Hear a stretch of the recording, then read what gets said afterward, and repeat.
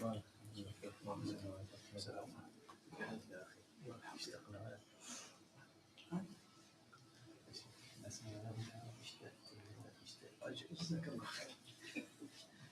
was waving to you one day. كنت مع السيدة لما ما في السيارة. لا كنت تمشي كنت مع I still see the dirt on the back of your yard.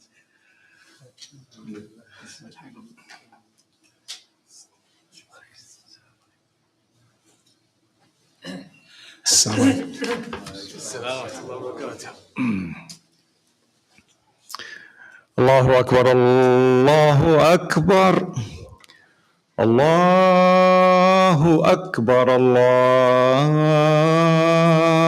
أكبر أشهد أن لا إله إلا الله أشهد أن لا إله إلا الله أشهد أن محمدًا رسول الله أشهد أن محمدًا رسول الله حي على الصلاة حي على الصلاة حي على الفلاح حي على الفلاح الله أكبر الله أكبر لا إله إلا الله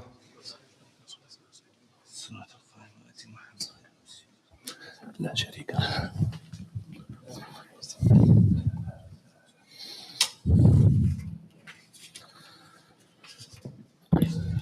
إن الحمد لله نحمده ونستعينه ونتوب إليه ونستغفره ونعوذ بالله من شرور أنفسنا ومن سيئات أعمالنا من يهدي الله فلا مضل له ومن يضلل فلا هادي له وأشهد أن لا إله إلا الله وحده لا شريك له وأشهد أن محمدا عبده ورسوله صلى الله عليه وعلى آله وصحبه وسلم تسليما كثيرا. أما بعد.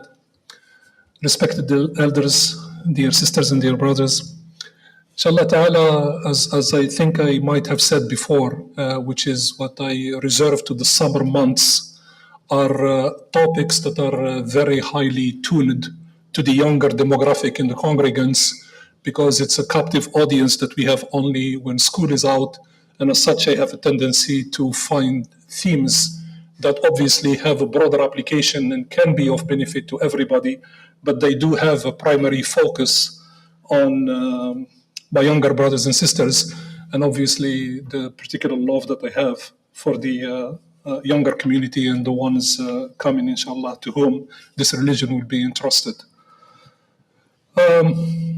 So the theme that I thought we could explore today together, inshallah, which is a very heavy and difficult one, and that has to do with the challenges that we have in estrangements and alienation that exists between the various generation gaps in households, in communities, and in families. Parents that have difficulties talking to their children, senior people who have difficulties talking to younger ones, different perspectives, different points of views, and obviously different ideas on how to handle that. Needless to say that it will be both presumptuous and incredibly arrogant for anybody to claim that they have the key, they have the solution. Here it is, go do this, and the problem will go away. Anybody who tells you that, you should obviously very seriously consider their claim and your ability to accept that claim, because to every difficulty that takes 10, 15, 20 years to put ourselves into it, you cannot expect a fix in 45 minutes. That's just not humanly reasonable. But inshallah, as is the thing with our teaching in our religion, there is always what I call a path, a way to think, to reflect, to work together, in the hope that we take one step and Allah subhanahu wa ta'ala opens many doors, because that's what our religion is about. It's about taking one step, and it is Allah who opens the doors. We don't. So we have to do what's right, and we discharge to him what is his power, his will, and his desire to do what's right for us. And inshallah, if we invite ourselves at the right door and we knock at the right door, then Allah subhanahu wa ta'ala will open the door, take our hand, and take us to the promised solution. So let me begin with what I call bookends that we take from the teaching of our deen. And these are the two very, think about them as being the two end solutions that we are going to compare to, and everything else is going to fall in between. Allah subhanahu wa ta'ala tells us in the Quran about a traumatic relationship, an extremely difficult one that went into a bad place, and that is the relationship with Ibrahim and his father. So we're going to talk about that one. And then we're going to talk about the other bookend, which is the amazing one, which is considered to be the gold standard, and that is the relationship with Yusuf and his father. You could come up with any other models, but for the purposes of today's discussion, these are the two bookends that I thought could help us reflect as to what we are and how we do things in our lives, and where our relationships, parental or children or otherwise, fall between these two bookends.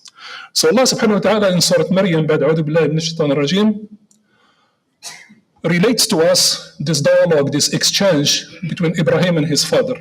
So the father talks to his son and he tells him this: قَالَ أَرَغِبٌ أَنْتَ عَنْ آلِهَتِي يَا إِبْرَاهِيمُ. How dare you? So the father is talking to his child. He tells him, how dare you reject my idols, Ya Ibrahim?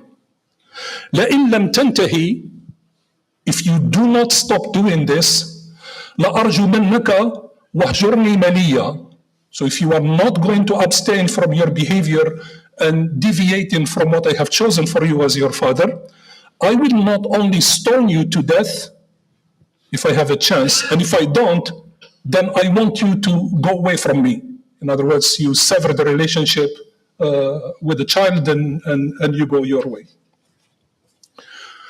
Here what we learn is that this helpless situation about what is called the value conflict, two human beings that have completely different understandings and purposes in their lives, have led to an untenable situation where the only way that people could do something about it is to come to the conclusion that they have to come apart. That there is no room, no bridge, no solution, nothing that could possibly bring them together.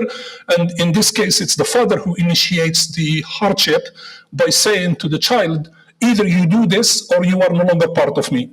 And you can see why this is relevant, because this language is sometimes not foreign to the exchanges that take place within Muslim households. So that's one bookend, that's one extreme of something that is not good. So let's look now at something that is good that comes to us from the Quran, that is the gold standard of rewarding relationships. And that is in Surah Yusuf, where Allah subhanahu wa ta'ala says, A'udhu billahi minash shaitanir rajim. This is the culmination of Yusuf that comes at the end of his mission. And he bears witness by, for lack of a better term, by saying something that marks that particular occasion. وَرَفَعَ أَبَوَيْهِ عَلَى الْعَرْشِ وَخَرُّوا لَهُ سُجَّدًا.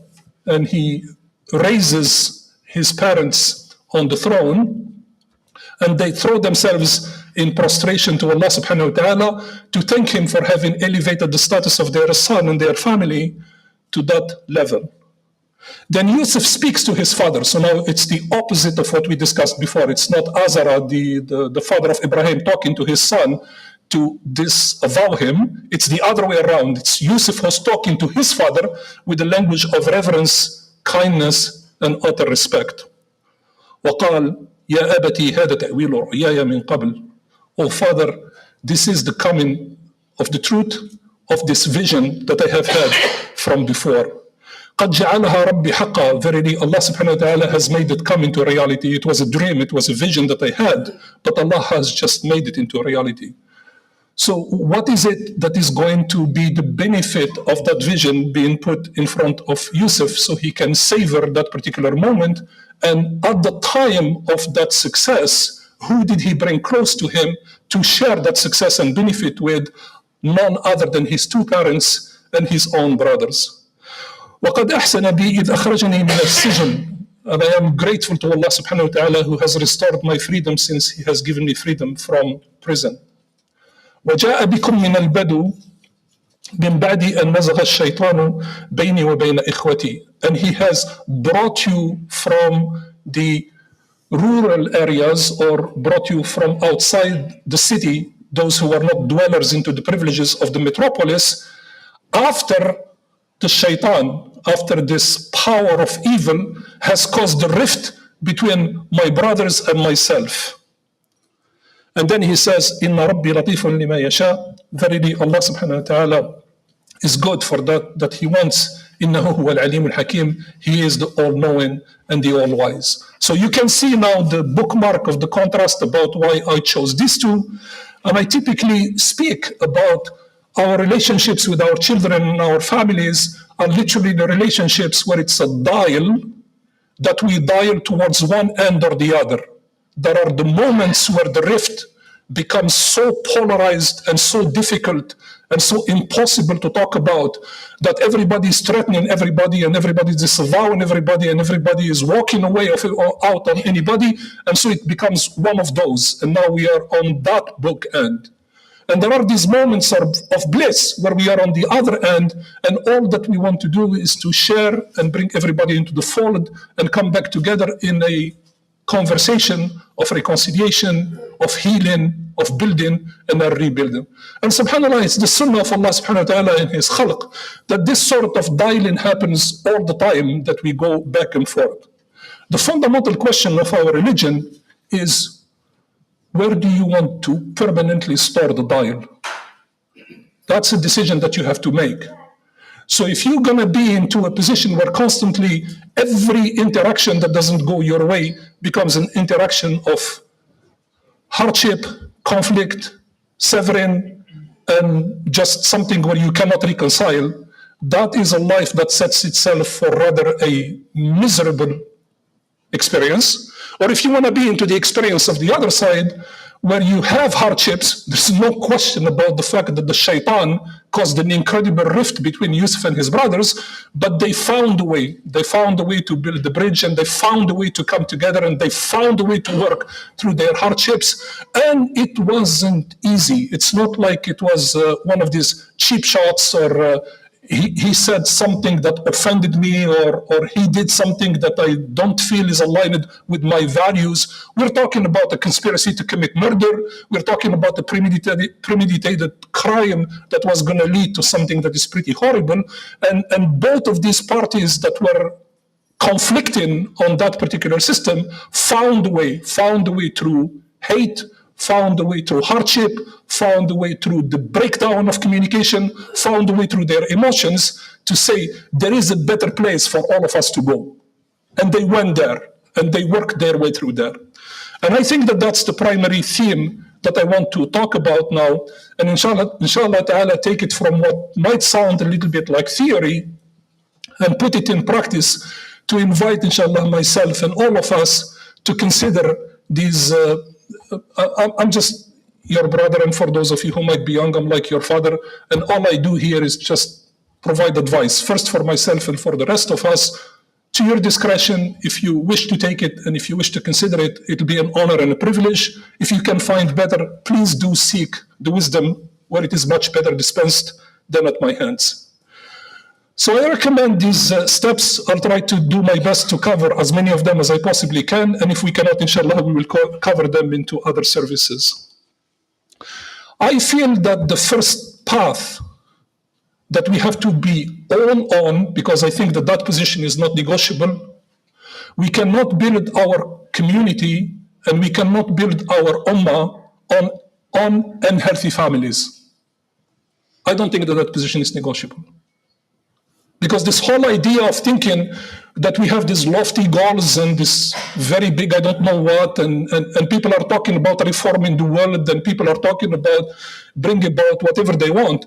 The reality of it is charity begins at home. So if we are not able to build an environment where we are all within the four walls of our homes and the privacy of our dwellings, in a state of peace, in a state of tranquility, in a state of harmony, in a state where we can find that our homes are safe spaces, my very simple position is forget about any other lofty goal because we are not going to make it.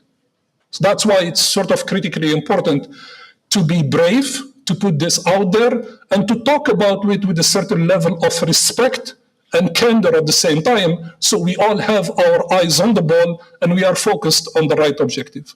Am I claiming that it is easy? No, it's not. Am I claiming that it is not feasible? Of course not. It is feasible completely, as we will demonstrate with the remainder of the khutbah. So the first point that I think we should always consider in talking together when we are trying to build something collectively, home, community, as well as ummah, is what I call a radical sense of purpose. So if there isn't a common shared purpose to be on the same boat and rowing for the same direction and trying to achieve the same thing, then chances are we are going to scatter and we are not going to line out very well. The second one is what I call a radical approach to a love that is inspired by the rahmah of Allah subhanahu wa ta'ala and that is aimed at pleasing Allah subhanahu wa ta'ala. The third one is a form of radical empathy. Then the fourth one is a form of radical active listening. And to learn something specifically, now I'm talking to the young ones who are transitioning to become the caretakers, to the young ones who are transitioning to be the teachers, to the young ones that are no longer taking advice but want to put themselves in a position to give advice, and to the young ones who have been recipient of everything that has gone to them, who now become the givers and have to go to the senior ones and give them others. What does it take to transition from one mode to the other? And finally, how do we wrap all of this up into the package of Sunnah so inshallah ta'ala it can be delivered in a manner that both Allah and His Prophet ﷺ will be pleased with our outcomes? So we'll take the first point. The first point, which is the radical sense of purpose, to me it's very simple. There is this beautiful little chapter in the Quran, and it's very tiny. It has only 3 verses, and it's called Surat Al-Asr. And it acts like a focusing lens that takes all of the energy of the sun and focuses it on a square inch. Because these verses cut through everything to make clarity of purpose. It's actually one of the hallmarks of Islam. The clarity of purpose of Islam is one of the religious experiences that is not very confusing about the clarity of purpose. It's the sabil, the path is always extremely clear. It's not the path that is highly ambiguous. So it begins by establishing something, wal-asr, this passage of time that we are talking about. Our vision about this world is eschatological.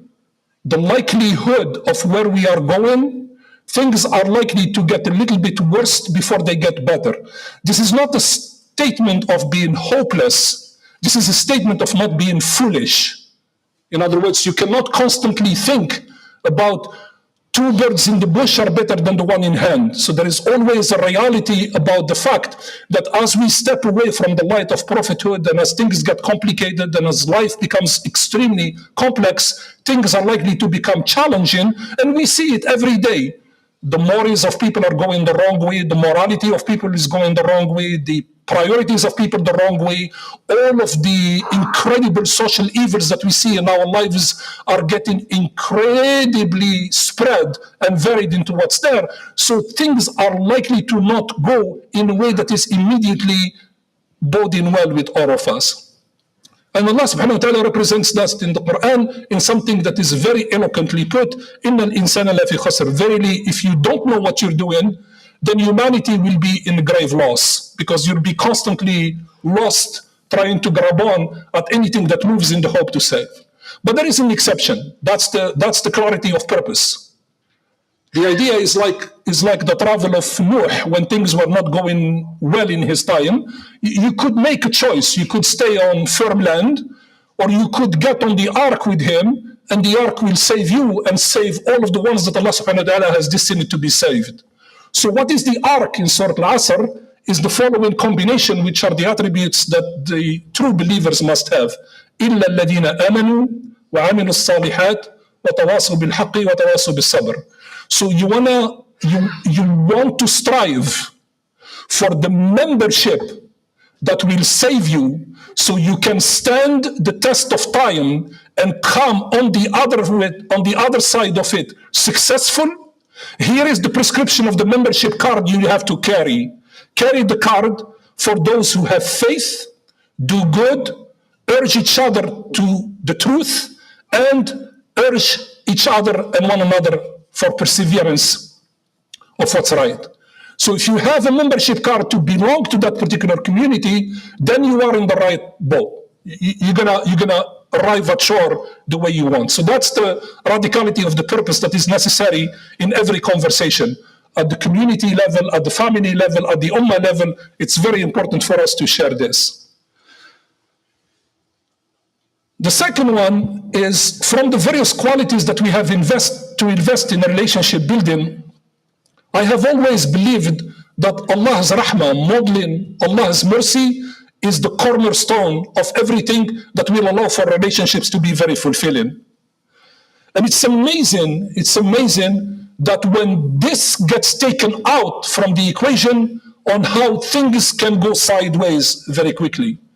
One of the great scholars of the tradition, Malik ibn Dinar, is reported to have said one day, Masakinu ahli dunya, like what a tragic thing it is to waste an entire life in a lifetime.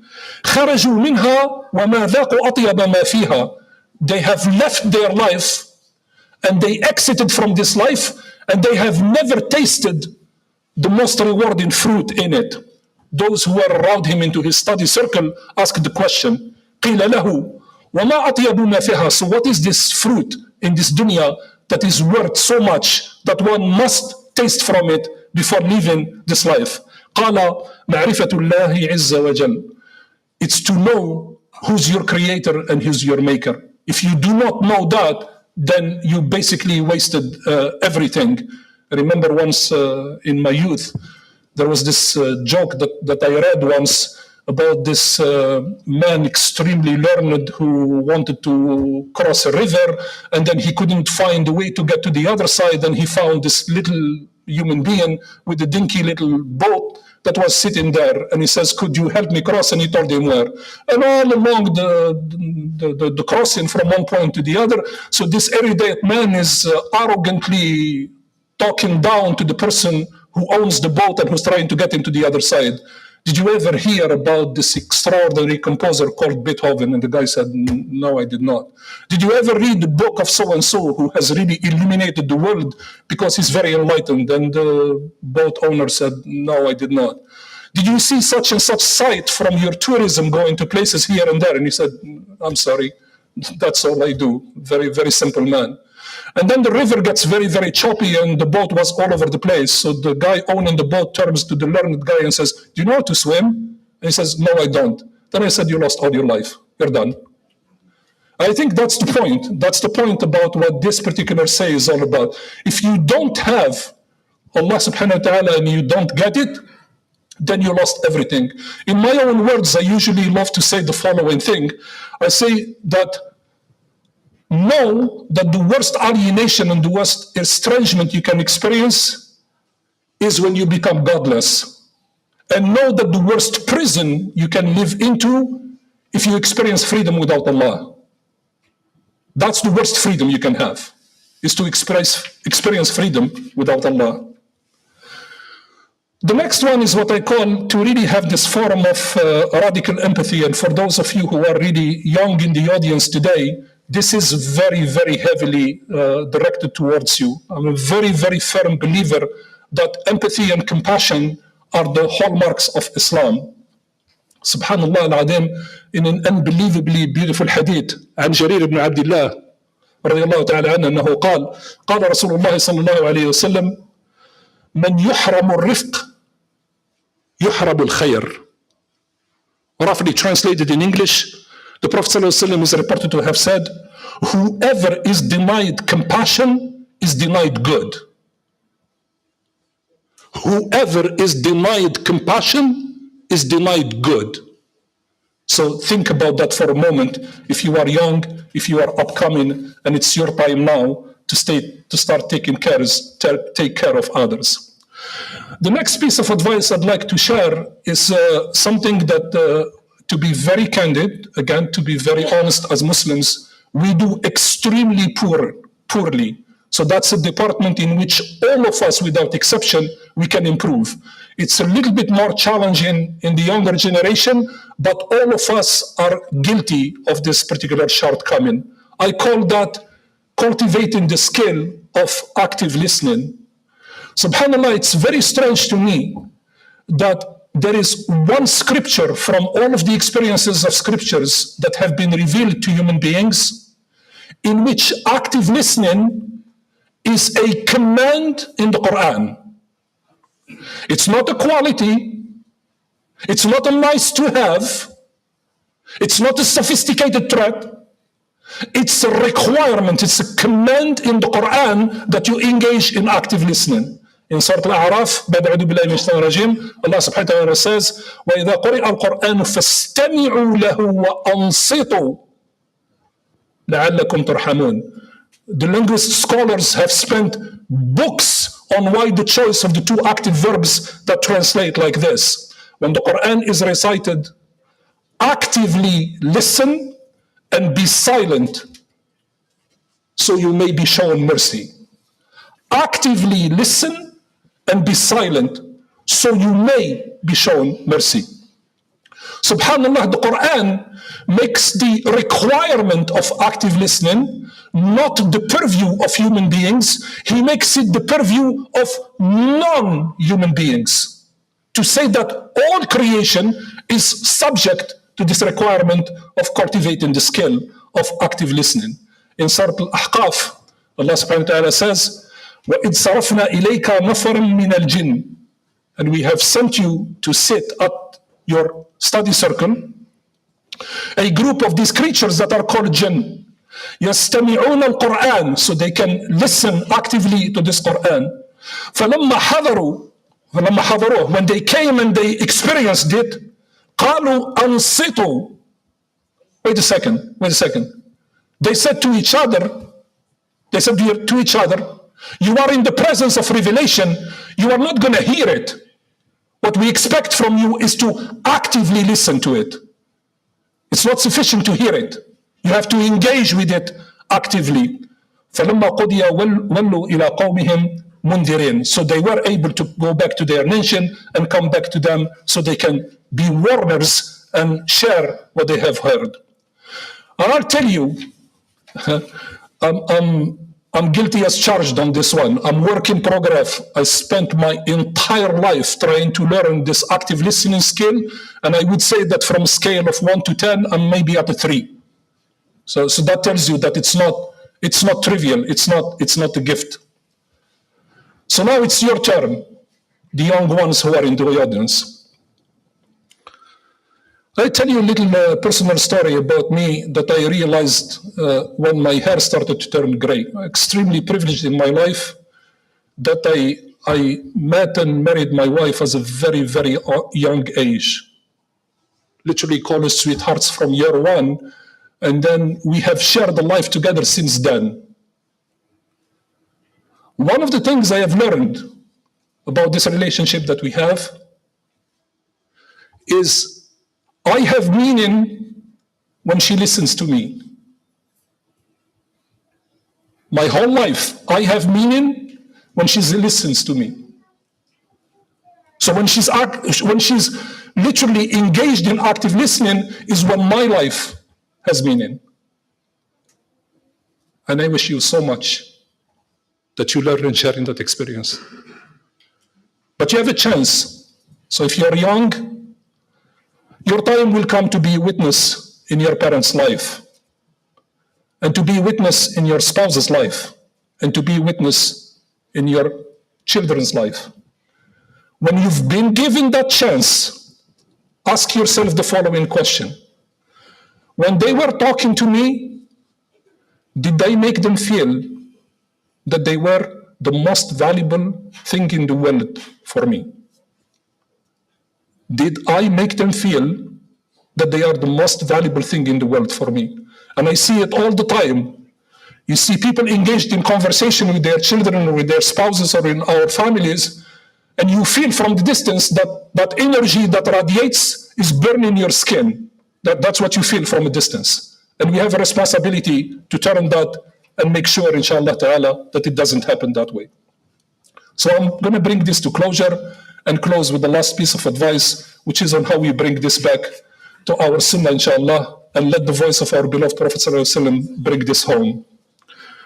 I've always said this: the Quran and the Sunnah inspire us, but they cannot force anything on us. لا إكراه في الدين. The Quran and the Sunnah can inspire, but they cannot force us. You're going to have to go somewhere else in order to get stuff done. So what I believe is that bridges have to be built by human beings taking action, not by speeches to one another. Relationships need to be nurtured by human beings making sacrifices and putting others in front of them. And people have to take care of people. That's how it needs to work. And once you do that, know then that you are modeling the life of our beloved Prophet ﷺ. He comes to Medina, and he's about to put the foundation of the future community that he wants to build. And the ummah of all of us, so we can today be here and gather in his name and pray and invoke his name and say sallallahu alayhi wasallam. That first step that he did, he said into it, arriving to Medina, very few but very powerful words. Ya ayyuhan nas, afshu salam, wasilu al-arham, wa at'imu al-ta'am, wa sallu bil-layli wal-nasu niyam. Tadkhulu al-jannah bi-salam. In this long advice that he has given, I'm going to extract only the one that is relevant for us today. One of the pieces translates is, can you imagine this? The man is putting together the foundation of his present and future nation. And he finds one particular piece of foundational text to share with the listening community to him by saying, take care of your kin and folk. You think about what that statement means to build the brotherhood and sisterhood under this religion and under this name. So today for you, my beloved children in this congregation, I know you sometimes personally, and I know of you sometimes because I don't know you personally, and I apologize for that, for not having done enough to know you better. But I know this: you come to this congregation and you work hard, you keep clean, you eat responsibly, you exercise, you network and you study hard, you invest in your skills and you seek opportunities of growth, and you prepare for your success by acting very smartly. MashaAllah, and may Allah subhanahu wa ta'ala give you more. But I also know that you are smarter than that, because you stay away from trouble and you don't tarnish your name, your religion, and your future. And may Allah protect you for that. It takes a lot. It's a full-time job to be a good Muslim and to be a faithful follower of Muhammad sallallahu alaihi wasallam.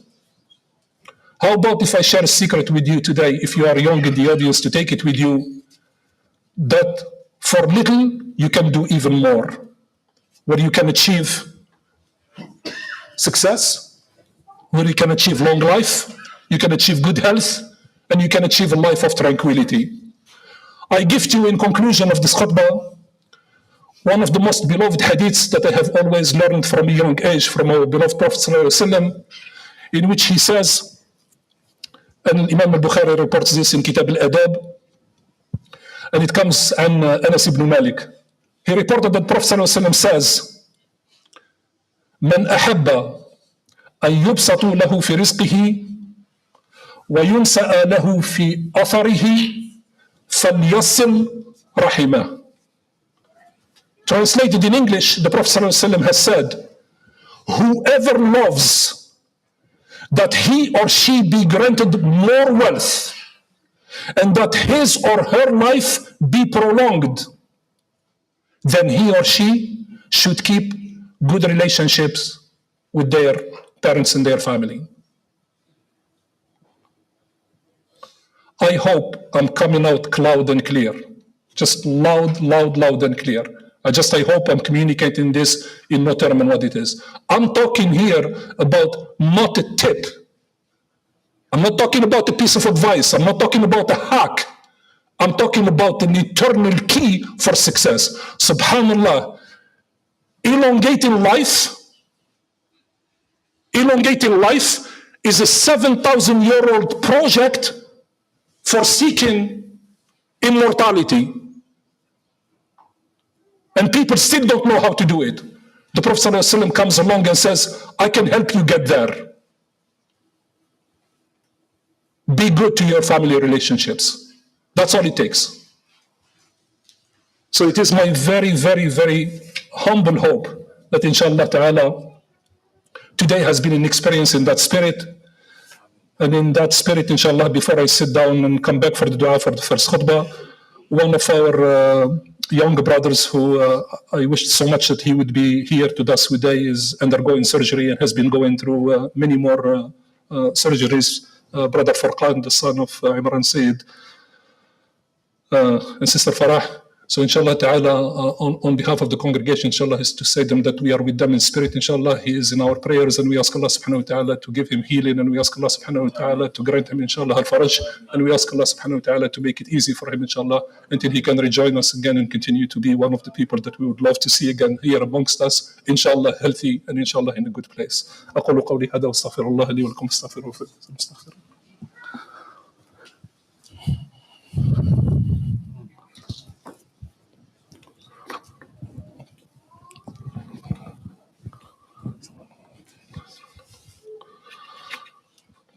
الحمد لله ثم الحمد لله واشهد ان لا اله الا الله وحده لا شريك له واشهد ان محمدا عبده ورسوله صلى الله عليه وعلى اله وصحبه وسلم تسليما كثيرا. ربنا اتنا في الدنيا حسنه وفي الاخره حسنه وقنا عذاب النار.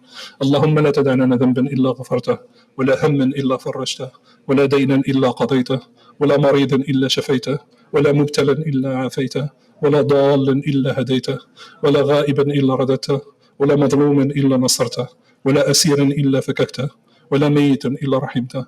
عباد الله أوصيكم بنفسي بتقوى الله وأقم الصلاة إن الصلاة تنهى عن الفحشاء والمنكر. صلى الله على سيدنا محمد وعلى آله وصحبه وسلم. الله أكبر الله أكبر. أشهد أن لا إله إلا الله. أشهد أن محمد رسول الله. حي على الصلاة حي على الفلاح. قد قامت الصلاة وقد قامت الصلاة. الله أكبر الله أكبر. لا إله إلا الله. لا إله إلا الله. And the brothers at the back, if you don't mind going to your right, please just go to your right quickly. I realize I'm over time. I'll shorten the prayer, inshallah ta'ala, so I can get you here out of time, inshallah, quickly. Allahu Akbar.